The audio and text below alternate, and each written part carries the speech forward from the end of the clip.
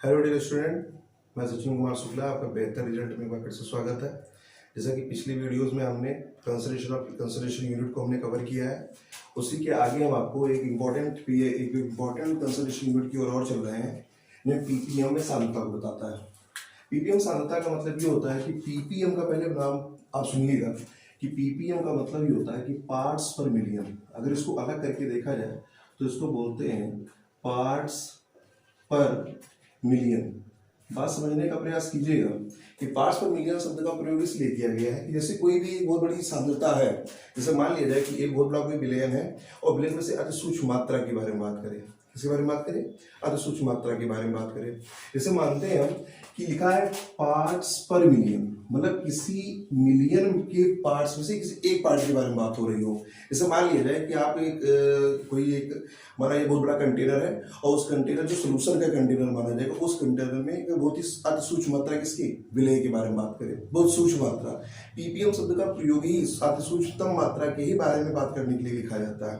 जैसे परिभाषा के बारे में बात करें तो बताया जाता है कि ए विलयन के एक मिलियन का मतलब 10 लाख, कितने पे 10 लाख ग्राम, अर्थात 10 की पावर 6 में उपस्थित विलय के ग्राम में मात्रा उसकी पीपीएम में सांद्रता कहलाती है। कहने का मतलब ये है कि एक बहुत बड़ा एक कंटेनर जैसे कि अगर हम बना लेते हैं और ऊपर क्या है आपका सोल्यूशन है, और उस सोल्यूशन में से हम क्या कर रहे हैं कि बहुत ही एक यूनिट में बहुत ही कम मात्रा उसकी निकालें, और उसके बारे में अगर हम बात करते हैं तो मान लीजिए सोल्यूशन ये निकला और जिसको इसमें से निकाल रहे हैं वो आपका क्या निकल रहा है, आपका सॉल्यूट निकल रहा है, अर्थात मतलब विलय निकल रहा है। तो इस विलय की मात्रा की पुष्टि की जाए इस विलय में, और बहुत ही अति सूक्ष्म मात्रा के बारे में बात कर रहे होते हैं तो वह उसकी पीपीएम कहलाती है। पीपीएम शब्द का एक साथ अगर बहुत ही अच्छा से एक अर्थ निकाला जाए तो पीपीएम का मतलब ये होता है कि बहुत ही लार्ज कंटेनर का कोई एक मान है, उसमें अति सूक्ष्म मात्रा किसी की याद करना, या आप पीपीएम को व्यक्त करवा सकते हैं। जैसे मान लीजिए अगर परिभाषा अगर हम इसकी निकाल के लेके चलते हैं तो परिभाषा में इसको हम आप व्यक्त करेंगे तो आपको परिभाषा दिखाई रहा है कि विलय के 1 मिलियन 10 लाख अर्थात 10 की पावर 6 में उपस्थित विलय के ग्राम में मात्रा उसकी पीपीएम में सांद्रता कहलाती है। अब पीपीएम में सांद्रता के बारे में अगर बात करते हैं तो पार्ट्स पर मिलियन का मतलब हुआ कि 10 की पावर 6 ग्राम, 10 की पावर 6 ग्राम, 10 की पावर 6 का मतलब होता है कि 1 मिलियन में कितने 10 लाख हो, और 10 लाख अणु में डिटेक्ट करना है कि नंबर ऑफ सोल्यूट कितना है उसका, वो आपकी पीपीएम को व्यक्त कर सकता है। जैसे कि परिभाषा के अनुसार अगर हम निकालें, जैसे मान लिया जाए कि आप पीपीएम में सांद्रता ज्ञात करते हैं, पीपीएम में सांद्रता ज्ञात करते हैं तो यहां पे लिखना पड़ेगा आपको विलय का द्रव्यमान, विलय का द्रव्यमान किसमें, ग्राम में लिखेंगे आप लोग, किसमें लिखेंगे, ग्राम में, बटे लिखा जाएगा विलयन का द्रव्यमान, किसका, विलयन का द्रव्यमान, और बताएं किससे जाएगा कि मल्टीप्लाई किससे करेंगे 10 के पावर 6 से। तो ये आपकी परिभाषा निकल के आएगी। अगर आप विलय का द्रव्यमान रखते हैं ग्राम में तो विलयन का भी द्रव्यमान किस पे रखेंगे, आप ग्राम में ही रखेंगे। आप दोनों का मान निकालेंगे तो आपकी पीपीएम में सांद्रता निकलेगी। जैसे मान लिया जाए कि हम किसी चीज का मान ज्ञात करें, मान लिया गया कि एक कंटेनर कोई भरा हुआ है, और कंटेनर छोड़िए आप, जैसे मान लिया गया कि समुद्र में आपको एक किसी अमाउंट में घुले हुए ऑक्सीजन की मात्रा किसी जल में ज्ञात करनी है। तो करेंगे क्या हम सब लोग कि माना जाएगा कि आप ओशियन में जो सोल्यूशन है लार्ज कंटेनर में है, उसमें से अगर आप एक गिलास से पानी निकाल लेंगे, एक गिलास पानी निकाल लें या थोड़ा सा पानी निकाल लें, और उसके बाद में उसके संगठन के बारे में हम बताते हैं तो वह पीपीएम के अंतर्गत आता है।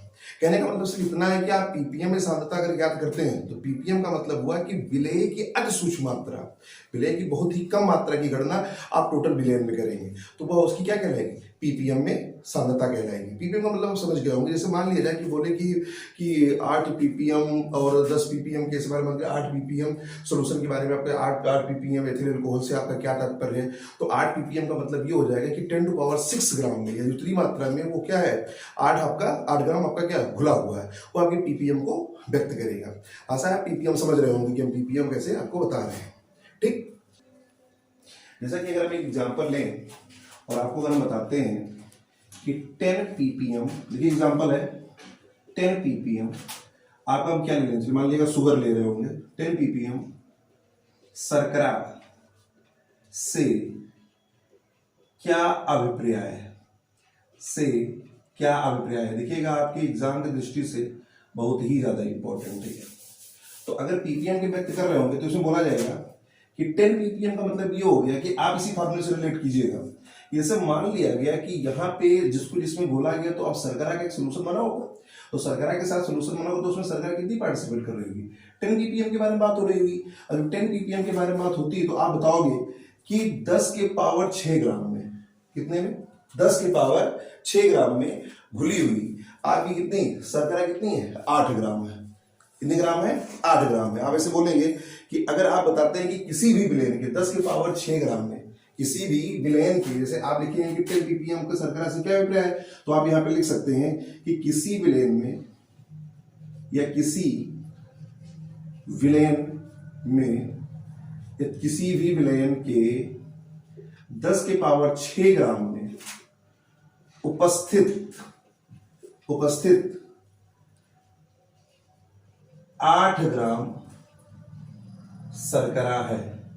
आप यहां पे ऐसे इसको व्यक्त कर सकते हैं कि किसी विलेन के 10 के पावर 6 ग्राम में उपस्थित 8 ग्राम शर्करा है। आप ऐसे इसको बता सकते हैं। तो आप यहां से भी इसको डिनोट कर सकते हैं पीपीएम के बारे में। पीपीएम का सिर्फ एक ही मतलब समझ के रखिएगा कि पीपीएम की अगर हमारे बात करेंगे तो पीपीएम में साधना व्यक्त करेंगे तो विलय के अति सूक्ष्म मात्रा के बारे में बात होगी, बहुत ही कम मात्रा के बारे में बात होगी उस पर्टिकुलर विलेन में। बात समझ रहे ना। इसी एग्जाम्पल अगर हम लेके चलते हैं तो अगर मान लिया गया कि इससे मान लिया गया कि अगर एक क्वेश्चन लेते हैं हम, तो क्वेश्चन एग्जाम्पल ये रहेगा। तो एग्जाम्पल में अगर लेते हैं क्वेश्चन में तो बताया गया कि 1000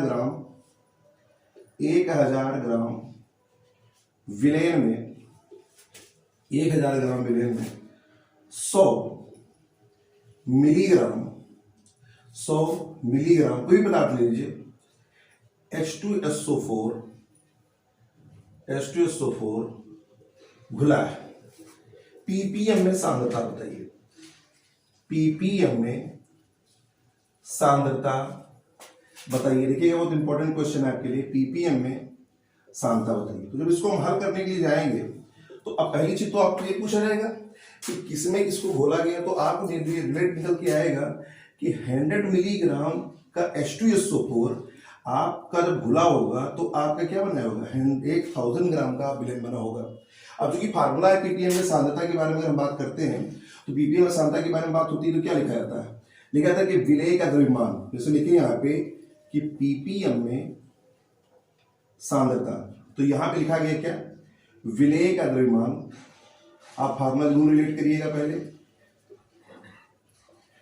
विलेय का द्रव्यमान अपान विलयन का द्रव्यमान, और दोनों किसमें रहेंगे, ग्राम में रहेंगे। यहां भी मान आपका किसमें रहेगा, ग्राम में, और मल्टीप्लाई करेंगे किससे, 10⁶ से। तो अब देखिए यहां पे एक चीज आपको कंट्राडिक्शन लग रहा होगा। आपका देखिए यहाँ पे लिखा है मिलीग्राम में, क्योंकि आपका जो यूनिट होना चाहिए किसमें हो जाए, ग्राम में।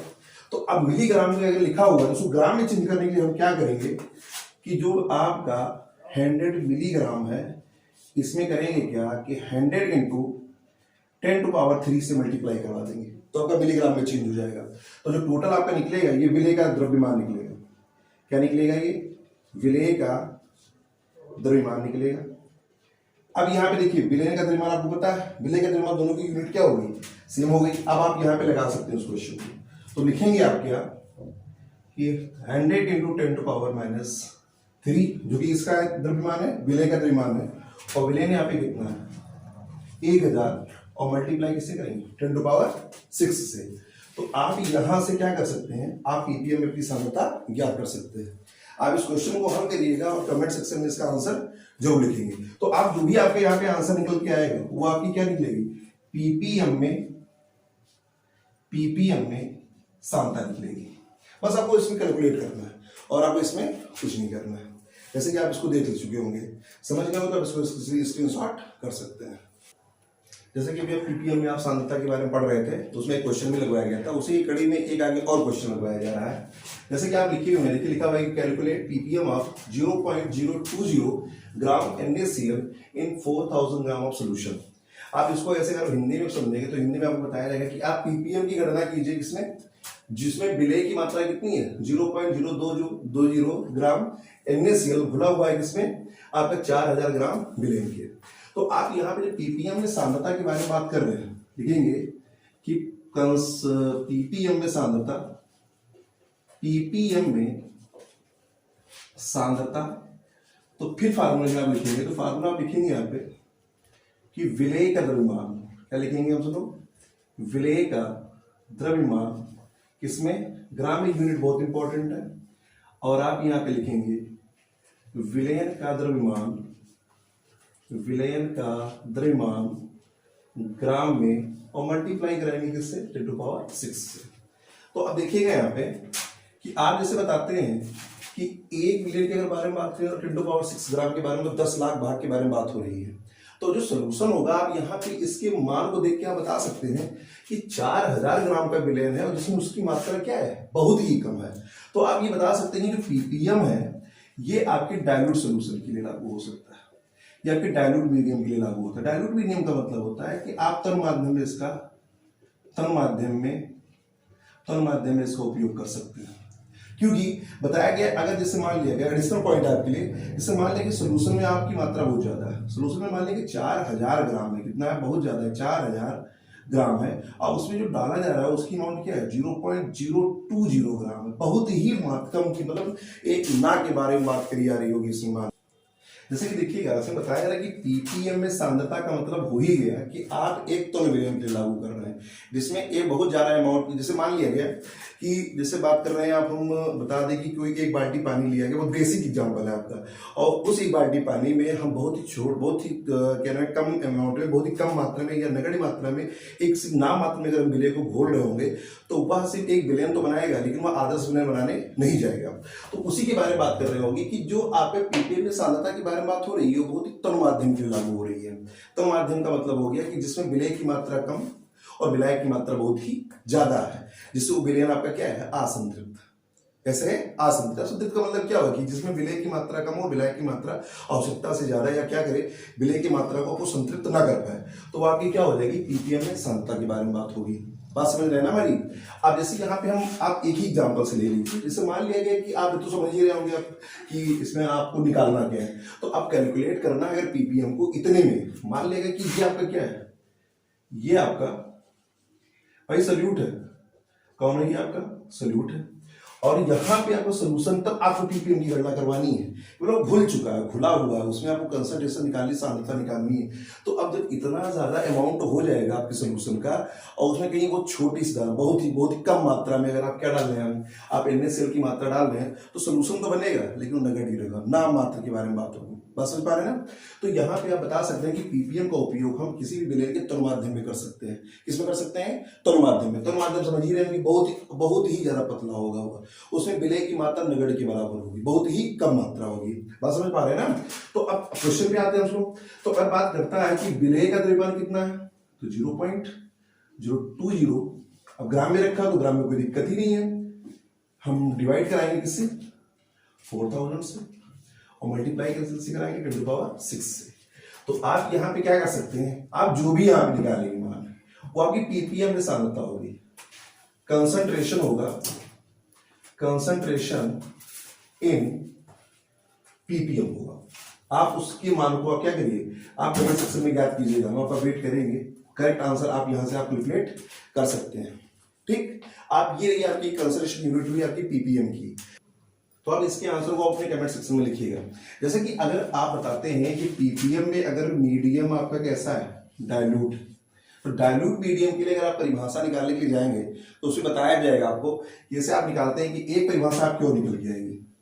जैसे आप पीपीएम में सांद्रता के बारे में बात किए, तो ये तो मान लिया, चलिए ठीक है, आप विलय के रिस्पेक्ट में बात कर रहे हैं, विलय के रिस्पेक्ट में मान निकालेंगे, तो विलय का द्रव्यमान बटे विलयन का द्रव्यमान दोनों ग्राम में हो जाएगा, और 10⁶ से अभी क्या हो जाएगी, मल्टीप्लाई हो जाएगी। अगर सोल्यूशन आपका डाइल्यूट है, अगर मान लिया कि विलय का अमाउंट अगर जलीय विलयन ले लिया गया, कैसे ले लिया गया, जलीय विलयन लिया गया है, और जलीय विलयन के अगर बारे में हम बात कर रहे होंगे, और जलीय विलयन में पीपीएम की सांद्रता के बारे में बात करें, पीपीएम की सांद्रता अगर पूछ रहा है जलीय विलयन में, तो जलीय विलयन में अगर आप पीपीएम में सांद्रता ज्ञात करते हैं, जलीय विलयन में पीपीएम में सांद्रता ज्ञात करते हैं। तो अब भाई देखिए, आप याद करिए आप कहाँ पढ़े थे, आप सांद्रता पढ़ रहे थे, आप यूनिट पढ़े थे, परसेंटेज वॉल्यूम बाय वॉल्यूम की आपने एक यूनिट पढ़ी थी, वेट बाय वॉल्यूम की आपने यूनिट पढ़ी थी। तो उसी के अंतर्गत अगर हम जाते हैं तो उसी के अंतर्गत हम बात करेंगे तो यहाँ पे लिखा जाएगा कि विलेय का द्रव्यमान, विलेय का द्रव्यमान, विलेय का द्रव्यमान किसमें, ग्राम में। और यहां पे निकल के आएगा, यहां पे निकल के आएगा विलयन का आयतन। क्या निकलेगा, विलयन का आयतन। और विलयन का आयतन किसमें रखेंगे, ml में, और मल्टीप्लाई करेंगे 10 टू पावर 6 से। तो यहां पे आप पीपीएम में अगर सांद्रता निकाल के लेके आ रहे हैं, पीपीएम में सांद्रता के बारे में अगर एक छोटी सी यूनिट के बारे में बात करें, इस परिभाषा के रिगार्डिंग जो विलयन आपका कैसा होगा, जलीय विलयन होगा। विलयन कैसा होगा, जलीय विलयन में अगर आप पीपीएम की सांद्रता ज्ञात करते हैं तो यहाँ पे आप एक परिभाषा की सहायता से एक यूनिट निकाल सकते हैं। क्या, ग्राम पर एमएल निकाल सकते हैं। क्या निकाल सकते हैं, ग्राम पर एमएल एक आप यूनिट निकाल सकते हैं। जैसे कि मान लिया जाए कि अगर एक हम बात करते हैं कि जैसे एक कोई अपनी परिभाषा में लेके बैठते हैं, परिभाषा में अगर हम बात करते हैं कि आप लिखा जाए कि 8 ppm SO2 का क्या अभिप्राय है, तो 8 ppm, तो इसलिए लिखा गया कि 8 ppm सल्फर डाइऑक्साइड से क्या अभिप्राय है, क्या अभिप्राय है। तो देखिए यार बहुत सिंपल सी चीजें हैं, आप पीपीएम निकाल रहे हैं तो अब देखिएगा जलीय विलयन अगर आपका बन रहा है तो जलीय विलयन में आप रिलेट करिएगा। तो यहाँ पे हम देखिए ग्राम पर एमएल बोल सकते हैं। तो अब ग्राम पर एमएल बोलने का मतलब क्या हो गया कि आप यहाँ पे यूनिट वाइज विलयन के बारे में बात करेंगे और एमएल वाइज इसके बारे में बात करेंगे, विलयन के बारे में बात करेंगे। तो वहां से आप एक मान निकाल के आप रख सकते हैं, वहां पर कोई दिक्कत आपको नहीं होगी। आप इसके बारे में आप अपने विचार व्यक्त कीजिएगा कि 8 ppm SO2 से आपका क्या मतलब है। ये आपके लिए एक कंसंट्रेशन यूनिट किसके बारे में, पीपीएम के बारे में। पीपीएम में बस आपको सोच के रखना है, बस ये बताना है कि पीपीएम एक डायल्यूट सॉल्यूशन के लिए लागू होता है जिससे विलय की मात्रा बहुत ही कम होगी और विलयन की मात्रा बहुत ज्यादा होगी। बहुत ज्यादा लार्ज कंटेनर में किसी नंबर ऑफ सोल्यूट को हमको क्या करना है, डिटेक्ट करना है और उसके बाद उसके प्रॉपर्टी के बारे में हमको पढ़ना है। तो ये आपकी क्या हो जाएगी, पीपीएम में सांद्रता हो जाएगी। अब जैसा कि यहाँ पे आपके दो परिभाषाएं या दो आपके सूत्र निकल के आ रहेंगे, अगर पीपीएम में सांद्रता आप किसी विलय के बारे में बात करेंगे तो ग्राम ग्राम के बारे में अगर बात होगी, और वही अगर जलीय विलय में अगर पीपीएम के बारे में अगर हम बात करते हैं तो पीपीएम में सांद्रता के बारे में अगर बात होगी तो यहाँ पे बताया जाएगा कि विलय का द्रव्यमान किसमें, ग्राम में, और विलयन का आयतन किसमें, एमएल में। तो ग्राम पर एमएल के बारे में बात हम कर सकते हैं। ये रही आपकी पीपीएम में सांद्रता के बारे में। अगले हम क्लास में हम मोलैरिटी, नॉर्मेलिटी और मोलैरिटी तीनों साथ में कवर करेंगे, जो कि आपकी यूपी बोर्ड के लिए बहुत ही ज्यादा इंपॉर्टेंट है। आप बेहतर रिजल्ट से लगातार आप जुड़िए, आप उड़ान बैच से लगातार जुड़िए और चैनल को सब्सक्राइब कीजिए, लाइक कीजिए और शेयर कीजिए। Thank you.